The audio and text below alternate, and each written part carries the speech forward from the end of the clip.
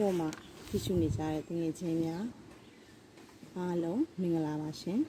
ဟုတ်ကဲ့ဒီမှာအခုဖတ်ပြမယ်ကြပြလေးရတော့2009ခုနှစ်ထုတ်2009ခုနှစ်မေလပေါ့နော်2009ခုနှစ်မေလထုတ်ဓမ္မယန်တီဓမ္မမဂ္ဂဇင်းမှာပါချီရဲ့ကြပြလေးတစ်ပုဒ်ကိုကျွန်မဖတ်ပြမှာဖြစ်ပါတယ်ရှင်မဖတ်ကျွန်မဒီကြပြလေးကိုမဖတ်ပြခင်မှာပေါ့နော်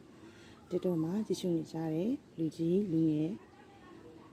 တငယ်ချင်းမိတ်ဆွေများအားလုံးကိုပထမဦးစွာမင်္ဂလာပါလို့နှုတ်ဆက်ရှင်ပါတယ်ရှင်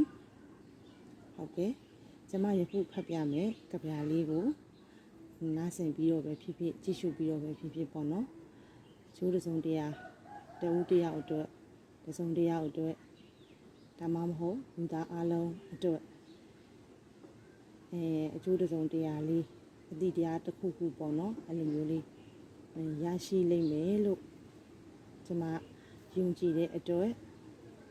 ဒီကြပြလေးကိုပြန်လည်ပြီးတော့မှကျွန်မမျှဝေခြင်းဖြစ်ပါတယ်ရှင်အားလုံးပဲနားဆင်ပေးကြပါအောင်ရှင်ကြပြလေးရဲ့နာမည်ကတော့ရှုခွက်ပြခွက်ဖြစ်ပါတယ်ရှင်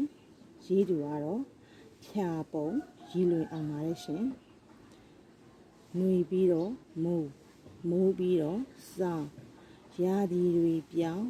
ရွက်ဟောင်းတွေကျွေရွက်သက်တွေလောင်းအမြင်တွေအဆင့်ဆင့်ပြောင်းခဲ့ဒီလိုပဲလေနှွေလဲနှွေမိုးလဲမိုးစောင်းလဲစောင်းပြောင်းလဲခြင်းသင်္ခါရရွက်ဟောင်းတွေကျွေကြရွက်သက်တွေဝေရသလိုလူဘဝထဲမမြဲခြင်းပြရုပ်ဟောမွေးကြပြန်ပြီရုပ်ကျွေကြပြန်ပြီလှုပ်တေကြပြန်ပြီဖြုတ်ရာဒီနှင့်သင်္ခါရတို့အလုတ်ဖြာပုံရည်လွင်အောင်